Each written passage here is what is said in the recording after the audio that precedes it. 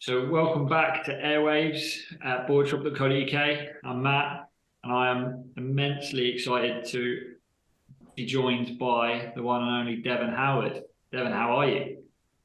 I'm good. Just getting the morning going here, and it's a pleasure to talk to you guys. Love what you guys do.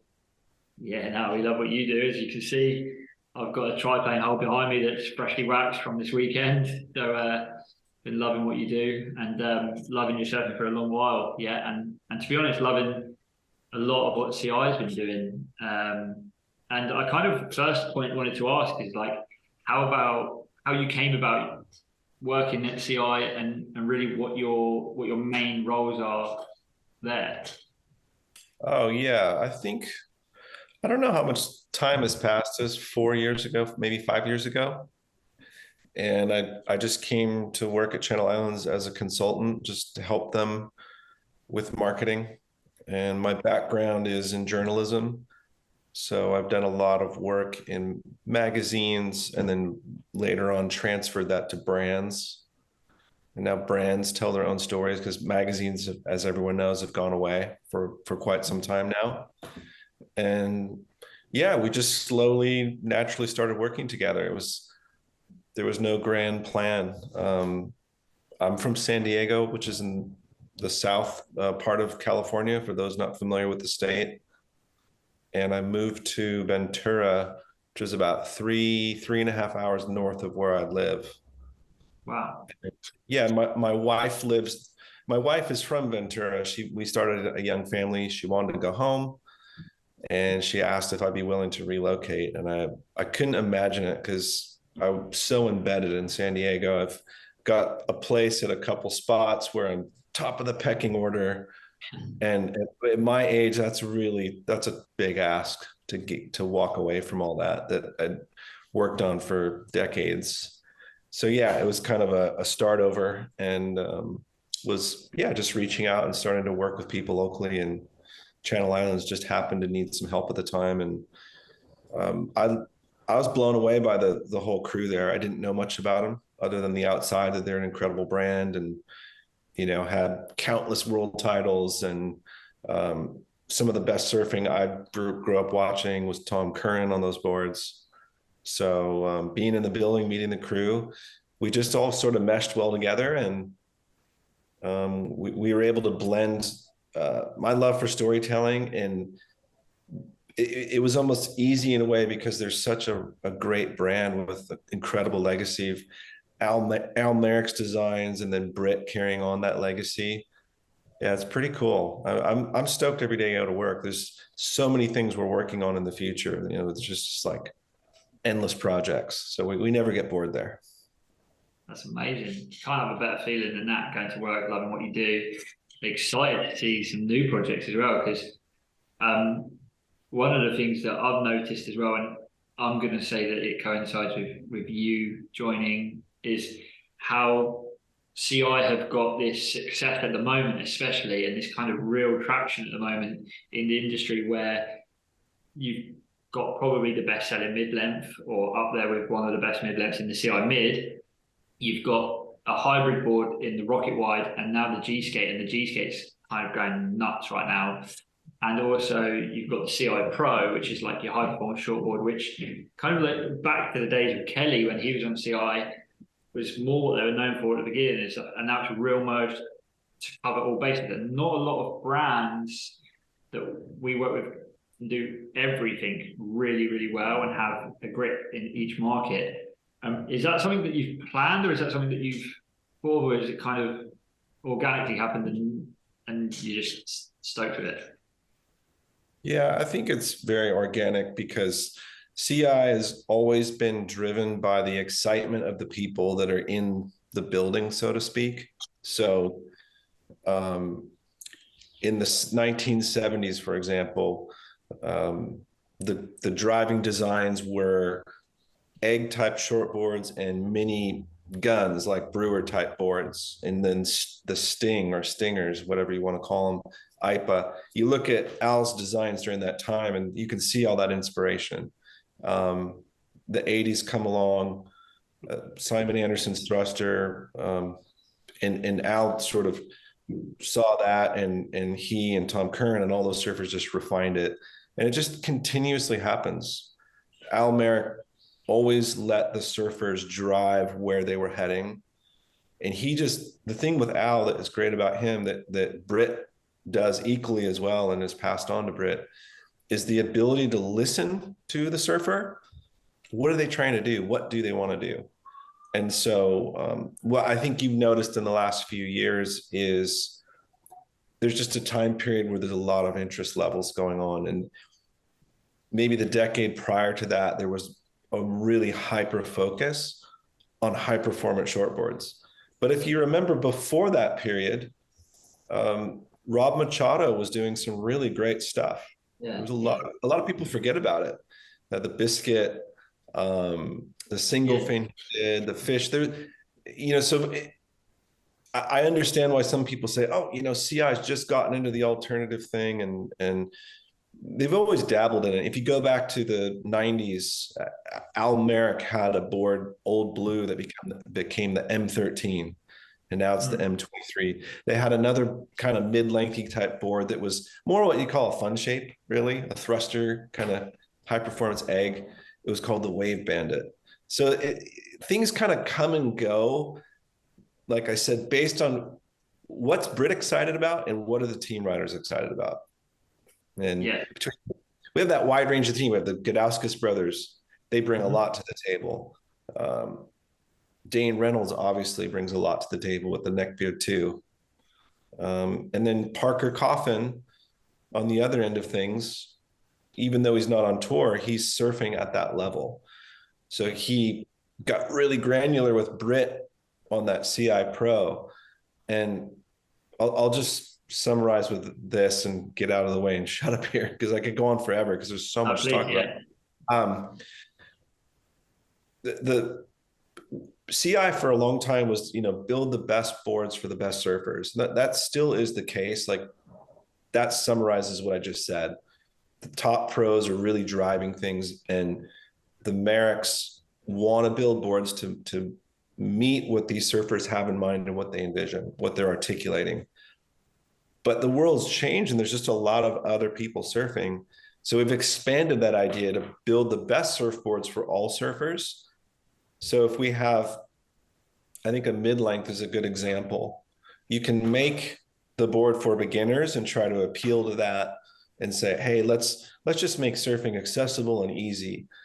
And to do that, you could make a kind of a blobby, not very interesting board that would probably sacrifice performance.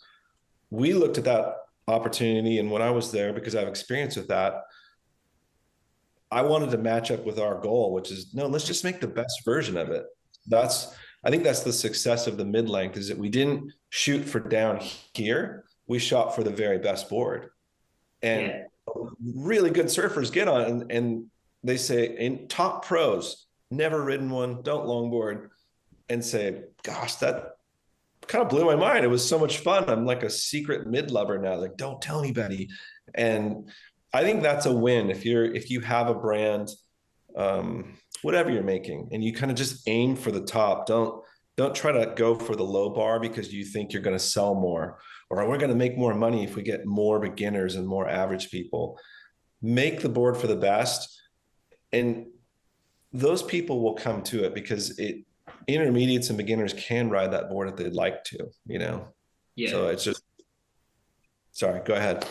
No, yeah, I think that's absolutely spot on. I mean, there's something I remember watching because I always love watching when someone's been a comp surfer like their whole life. So in this instance, I watched the thing with Sage Ericsson, and she explained that really she doesn't dabble in alternative boards or anything other than a high performance thruster. Like, her Quiver was all of the same board, just slight inch increments here and there.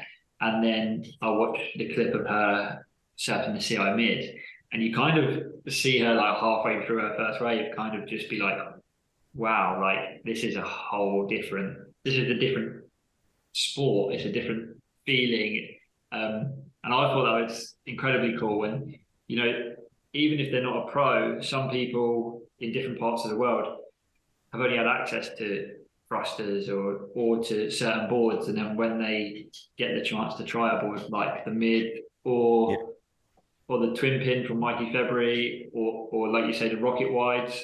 One of my favorite boards for the last couple of years has been a rocket wide, because for someone like myself and like our customers, you can't always have 5 boards in your quiver, and like the rocket wide, if you've got one board and 3 sets of fins, you've almost got 3 boards. And I think that's you've got a really balanced range and a really kind of focused range. But with all the boards, it is making the board to be an elite board in that field as well, which is really cool.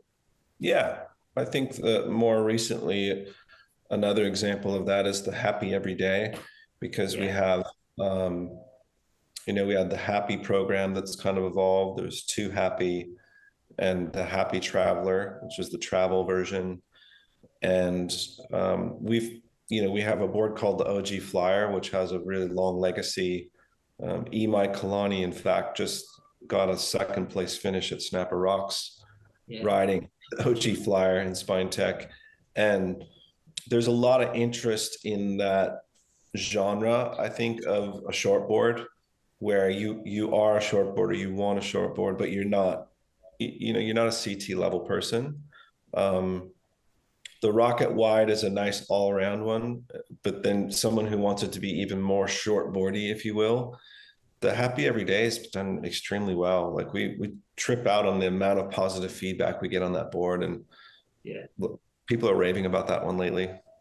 Yeah, it's flying out here. It's a real good model. It's kind of good because it suits depending on where you are. Like I've actually spoken to Jackson Baker, and he surfs it, and he says he uses it almost as his grobbler or a small wave kind of board. But for someone like, say, for example, for me, I'd be using that for decent waves, and that's why I think it's had a real good reception as well, because it's a two-part question, because it's cool. I've noticed that I wanted to do something at the start of this year at Board Shop, and what I actually wanted to do was to ask the CI Europe factory if we could make some dumpster divers in Spine Tech, because I thought it'd be a really cool one-off if we ordered just like 10 in some various sizes in Spine Tech and done a one-off. And now I've seen Dane has been riding one in Spine Tech. Have you had much feedback on that? Because it's excuse me. Dane and Britt are working on something. I think they're gonna try to do just like I don't know what it's going to be called, but like essentially a 2.0 version. Okay. We like to do that because it's nice. Like if there's a model that we make that you like from 10 or 20 years ago, we can still make it. But we're sort of like musicians that don't like playing the same song over and over forever. And sometimes people get frustrated with that. Like, why don't you just make that model for 20 years? And I think because it's what I was saying earlier, we're so excited all the time. We almost have a little bit of ADD. We're just always excited about how can we make it better. So I know Dane and Britt have been working on updates to the board, like the things that they love about it, but how could they just tweak on it a little bit more? And that's the beauty of surfing, is there's always a new feeling out there. You're never done with it. And that's why, like, I'm just almost 50 now, and I'm still curious every single day how to make a surfboard better. But that board you just described, I think we're hoping early next year it could be something that we come out with in Spine Tech. Surprised to us, Dane really loves Spine Tech. You'd sort of think that he would be anti-tech stuff and just really straight PU only. But you may have seen this already. He will go into our shop and take a neckbeard 2 straight off the rack. Yeah. There's so much faith in the design. He just boom grabs it, because one of the stock models is his exact dimensions. So pretty cool for him. That's amazing. And so the second part of that question then is, what are you riding? at the moment? Like what are the couple of models that have got you kind of, I know you said on our messages that there's like a lot of swell around at the moment. Yeah. So what are you Um, on? I so I have in my car all the time. I have a 9.9 log. So if it's chest high and under, I'm usually riding. Typically, we'll ride that unless it's really cupped out and running. I don't like riding mid lengths when it's small. I don't often find they're the best board. The triplane hull is probably the best mid length I've ridden for small waves because it gets a lot of lift. So inside my car is a mess. There's 3 to 4 boards. Just kind of depends if there's dings or what's going on. But at the bottom of the stack is a 9.9 shape by Wayne Rich. Okay, yeah. And in about a month and a half or 2 months, we're going to release a Channel Islands log. It's not really known or out there. We haven't been advertising it, but it's something I've been working on for a few years. It's an incredible traditional longboard. It's like everything that you love about the very best traditional longboards out there, but just a little bit better. Just wanted one. Like I said, you're always fine tuning. How can we get more acceleration out of the turns, the cutbacks and bottom turns, but not sacrifice nose riding and then the trim speed down the line? Thankfully, with Wayne's help, we've solved that. That wasn't exactly in Britt's wheelhouse. So we called in our good friend Wayne, who's from the same area. He's been friends with the Merricks for decades. And then we have in there, I have a 7.1 triplane hull that I don't always use when it's bigger. I tend to use the triplane hull when it's on the smaller, weaker side. It does work well when there's waves, but just for me, how I make sense of the Quiver, that's where I plug that one in. When it's, for me, it's about hitting about stomach, chest high to head high, maybe a foot over. It gets on top of the water. So if it gets really big, I find it's a little bit too much on top of the water, and it sort of outruns like its best case scenario, is which the waves I just described. That's when I'll switch over to the mid. The mid has a bottom that gives you lift, but not as much, and it grips to the wave more, I think, through turns, through heavier, when I'm getting into that couple feet overhead to maybe double overhead range.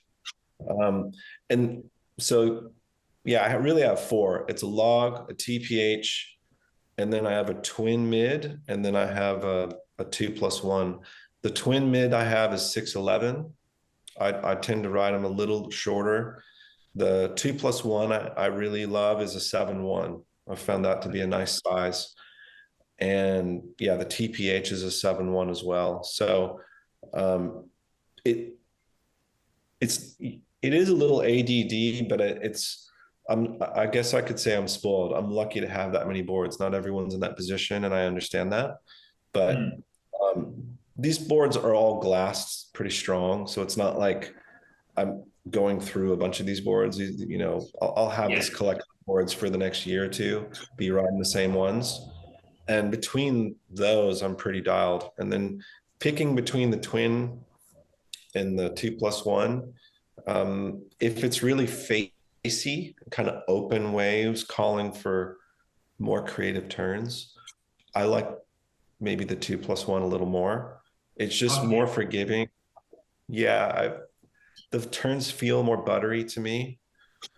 The twin I like when the waves are running really fast, and I know I need to pump and really get down the line quicker.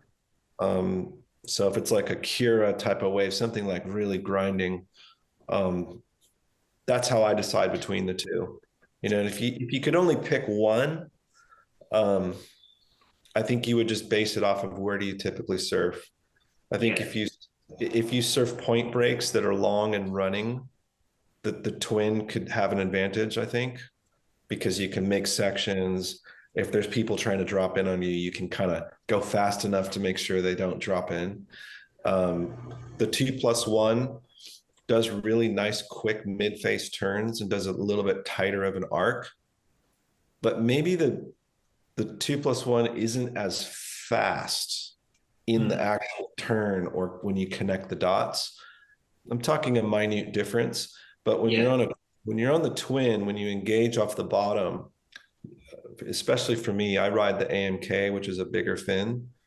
If you have a bit more of a keel fin or something in between, like a BMT, it really takes off and it slingshots. Like if you look at any of the videos on the mid twin that I've posted, look at the Yeah. bottom turn and how it goes from the bottom and right up to the top. It's a little Yeah. bit a little zippier. But the mid face turns are a little wider. So Yeah. if you're not trying to do tight, quick turns, you might like the twin more. The 2+1 works really well for people at beach breaks because the turns can just be a little bit tighter and easier. And if you want to ride a CI mid in small waves, if you have one or plan on getting one, I would, and you're going to be really focused on small waves, I would recommend getting the 2+1, but primarily ride it as a single fin. So if you remove the side bites and you ride it as a single fin, the turning radius gets even tighter. As we know, beach breaks sometimes only give you 5-10 seconds at a time Yeah. to get going. And myself and my friends have had really good results where we just take out all the fins of the 2+1. And for me, I pop in a 8.5 inch, the same fin I use on the TPH, just plop it right in there. And if it's really small, I might even use the 8-inch fin. And I can do really quick changes because the side bites want you to draw the turns out more. Yeah. And it's just a little bit more to get through a tiny wave. And I'm talking like when it's knee to waist high. Yeah. Yeah. Have you ever been dropped in on by someone on a mid or on a triplane hull? Yeah, I have. Thought it was pretty funny. Yeah, that is funny. So do you think, just a quick point back to that, and this is actually completely off script, but this is just my curiosity taking over. You have four boards in your van, and obviously you've got access to, you could have 40 if you wanted to. For your own personal surfing, do you find that actually sticking to like that four board quiver and having that set definition that you've just spoken about helps with your surfing and helps you understand the board as well? Yeah, Yeah. it does because again, not everyone's lucky enough to have that, but yeah, you do get to spend more time in sort of finite conditions, where if you have one board that you're trying to stretch to all, which maybe that's your financial situation, that's all you can do, and you'll make it work. But it's such an overplayed example. I'm not a golfer, but my golf buddies are, they'll get super deep into all the different clubs they have, and it's for this situation, that situation. It is very similar. And so having the ability to do that, you can spend more time fine tuning, say the TPH. I can spend more time in the smaller surf, getting really into those moments where if I was trying to force the 2+1 in small surf, it'd be kind of limiting. I'd be missing out on tapping into the full potential of conditions. And I have, I obviously have more boards. I have boards like guns for if it's really big. I have some fish boards. I used to be really excited about fish boards. I don't ride them as much as I used to, mostly because the breaks I'm at are extremely crowded. And, my arms aren't what they used to be. So fighting a crowd of 100 at Malibu or someplace like that it's pretty tough. Yeah. And so hats off to everyone on shortboards, and anyone on a mid-length or a longboard should always take a breath and take a moment when you've just paddled past a crew of shortboarders. Look inside. You can let a few waves, let a set go, make eye contact with the shortboarders, because I can get caught up too. I can get greedy just like anyone else. But I think that what's that saying? With great power comes great responsibility. You can easily forget how much paddle power are in these mids and the longboards. But yeah, so that's kind of the run of the Quiver I usually am running with. And Yeah.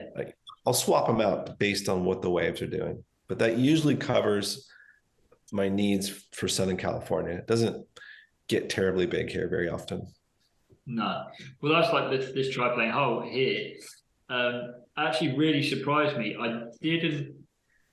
This is Rogers, so one of the owners, but he surfs the exact same size as me on most boards, and he ordered it. So I kind of was like, well, I know he's ordered it. I'll test it and try it before I order one.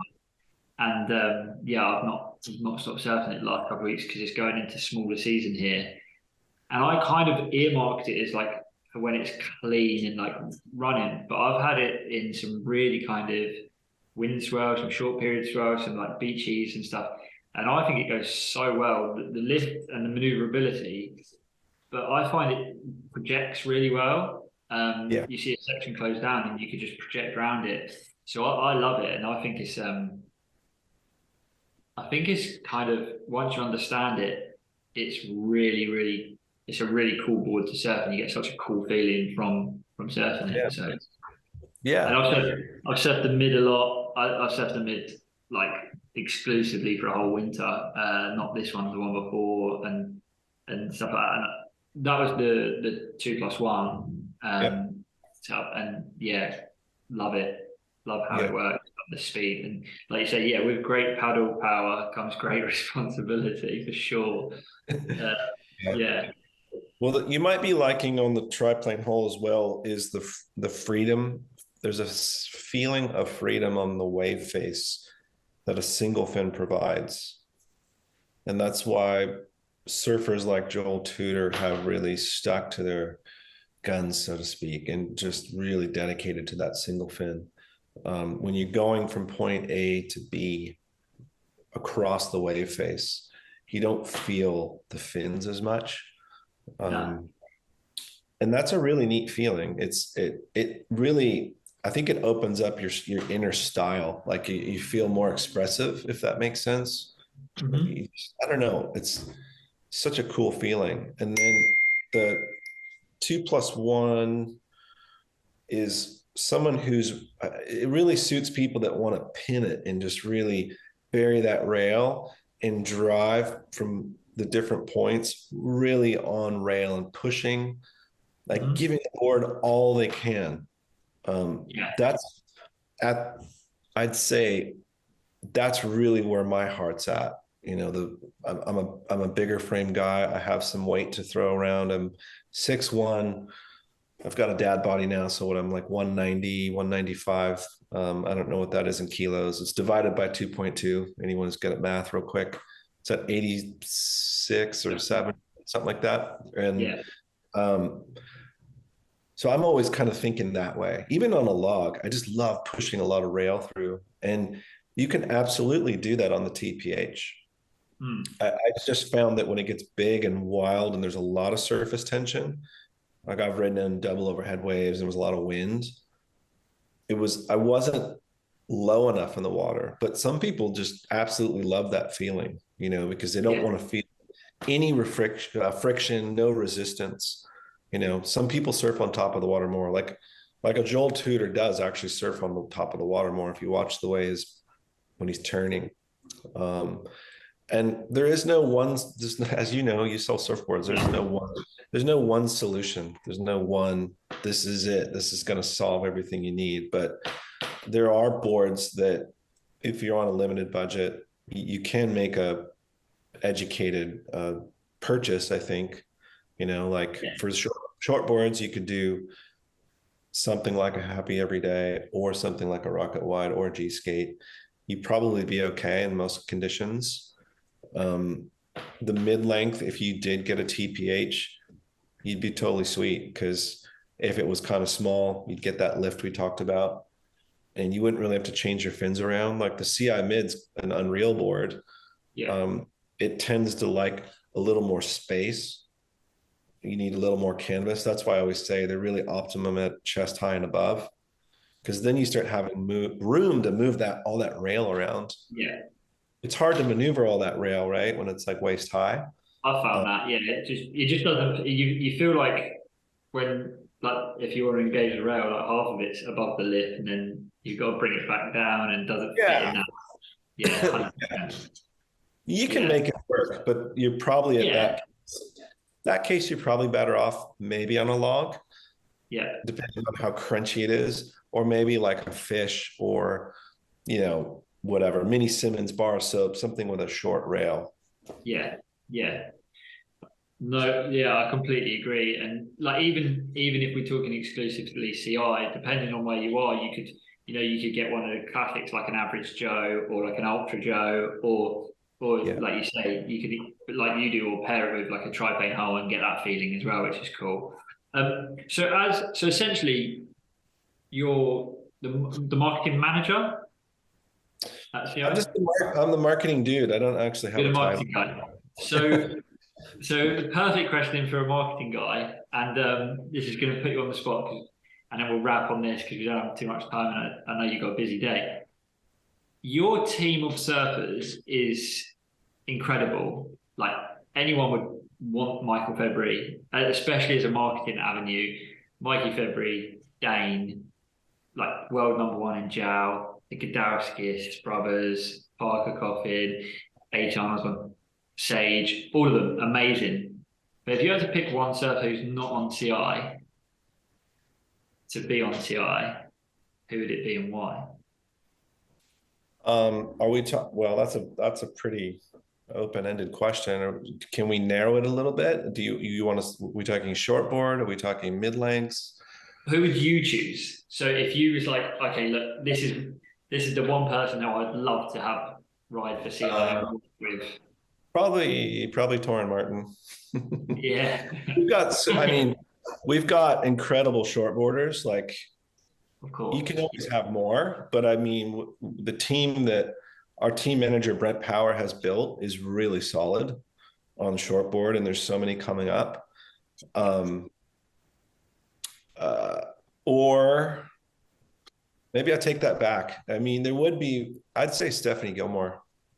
My favorite, the GOAT. Anyone who knows me, Steph is my favorite.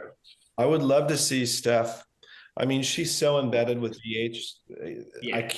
I mean, this is just obviously a hypothetical fantasy here, but if that something like that, yeah, I would have to say Torren. I love Torren for obvious reasons, but I think just broadly speaking,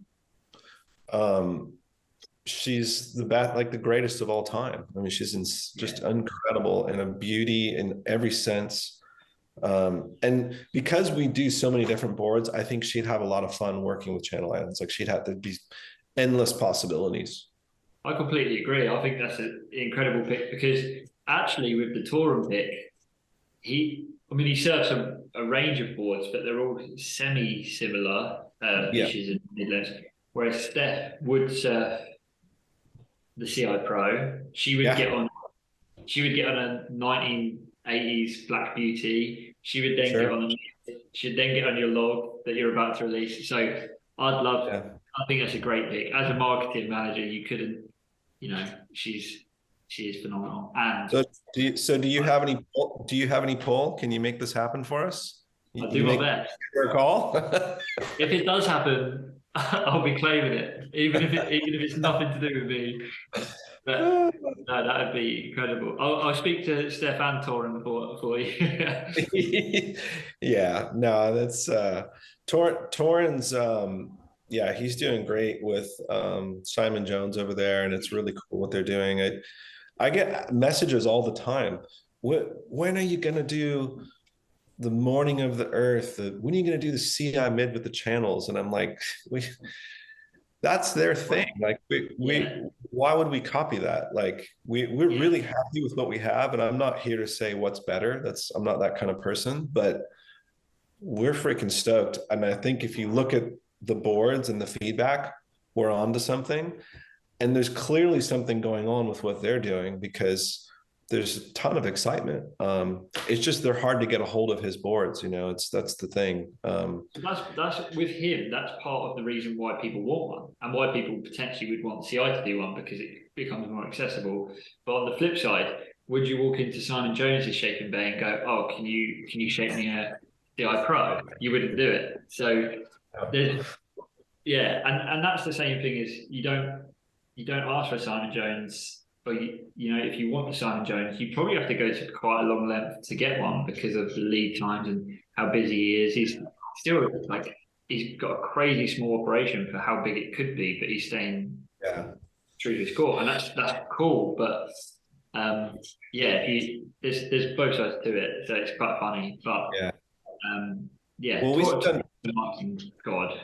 Yeah, we spend a lot of time on outlines and rockers, and we have a whole crew in house.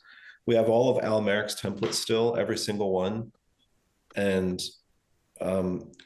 we pride ourselves in we strive to be original. We don't pick up boards and hold them or scan them, or I've seen people like, that looks just like such and such, and it's like, well, there are so many curves out there that are possible.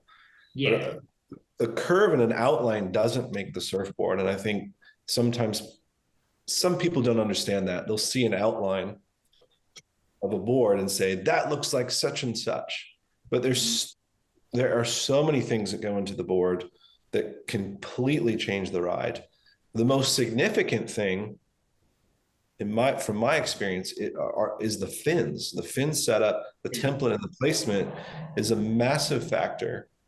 The other most critical piece of it that I've learned, especially with this log, because it took us years to figure out the perfect balance, is the rocker curve.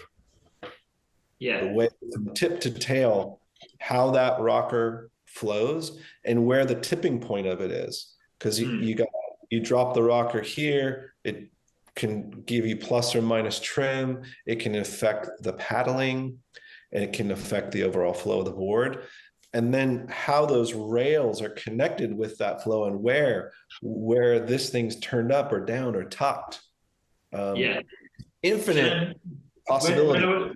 When all of that goes into a board, and because I understand a lot of that, I've been in bays and shaped boards and actually worked with a few people on models and stuff, and you go through all of that, and then someone just says, "Oh yeah, but what's the volume?" you're just like, but that's really fun. That's part of the fun of educating people, which is part of the amazing job that you're doing at CI with the marketing. It's not just putting these great films out and these great clips out and getting these great surfers and this team. It's the education of why that board is made, what it's made for, and how it's meant to be used, which is a delight for someone like me trying to get these boards to more people, because it makes it easier. So stoked on. So with that, I think what is something that CI should be, and potentially you, or probably you, should be kind of known for, especially with the success of all of your boards, is the storytelling behind them, and not just the numbers and the dimensions and where they are and why they are, but how they came about, what they're designed for, and who is going to enjoy them if they enjoy that style of surfing. And I think that really helps with how people pick the boards as well, which leads back to your storytelling aspect, which you mentioned. Well, I think it's a big purchase for anybody, and we're in it for the long haul, so to speak. So you can tell stories that are fantastic, and just, this board's going to solve everything you need, and but I think the best thing to do is to be honest and share as much information as so that sometimes the best scenario is you don't buy that board, and but there's another one out there, and I think that creates more trust, because if I'm you and I think about surfing all the time, and it's, I think, easier for people like us to understand the proposition of a new design from anybody. But if you're a bit newer, it can be super overwhelming. So you want to provide enough info just so people understand that, is this the board for me? Am I a G skate person? does that fit what I'm after, or am I more of a mid-twin type of person? So you want to Yeah. give as much of that info as you can of like, what should you expect out of it? And that can help people really like make a better purchasing decision. And if you give them all that info, you build that trust, they buy it, and it's exactly what you said. They're like, okay, well, the next time they do a board breakdown, I'm going to take their word for it. They're not trying to sell me on something. They're just trying to help me make a decision. Is this the board for me or not? Yeah. And it's a lot of fun making those videos because we get to pull up really cool shots of pros and sometimes not pros riding the boards. And then sometimes we have people like a Noel Salas and these types of people who can do it. They do it for us in a way. Like they can do it in a really third party, objectively speaking way, where they try to just sort of be like Switzerland in Yeah. between what we can share and what people like that are doing. I think there's a lot of good info, at least I can say for Channel Islands. We're pretty lucky to have that as a resource for people. I agree. And I think even like with the team, they put out different bits. And one of our favourites here at the moment lately has actually been speaking up the Tribal Howard, the guy Skipper surfs. Yeah. Great guy, he cracks us up. So he's one of our favourites, and he's been raving about the Tribal Howard as well, which is all good. Yeah, he just sort of came out of nowhere. The guy's pretty creative, and I think yeah, I think he's got an audience because he's relatable. I don't think it's a big secret. He's not an amazing surfer, but he leans into that, and Yeah. that's what people want. People want to see, well, what does a normal everyday person look like on this thing? Because if I'm Yeah. watching G Bros or someone like myself or Mikey February, well, of course they surf brilliantly. Of course the board's awesome. But Yeah. a side note to that real quick, I've had people say, well, you surf well on anything. You could surf a ironing board, which is actually not true. I couldn't do that. I'm not into Elias. I'd fail miserably. An interesting thing to note, the top surfers want to ride the best boards. I have not met a surfer yet, and maybe this person exists, that will endorse or ride a board and say it's awesome just because they're sponsored. I haven't seen that yet. These surfers are so picky that if it's a piece of shit, there are some boards in our line that some of the surfers just didn't connect with. That's just natural. Not every board's a home run for every individual because it's very personal. So I can speak at least from our world. If the surfers get behind something and say it, it's because they believe it. If they don't, they'll just politely decline to be on the camera. Yeah. They won't do it. Well, It's just that's like, I agree with that wholeheartedly in terms of when you hear some like rumors about things or like, oh, they're gonna say that because they're getting paid. Well, no, because that's still that person's name. So if you get paid to say something great, but it's awful, your name gets tarnished longer than the money lasts as well. So I completely agree. It's like there's brands here that we don't sell.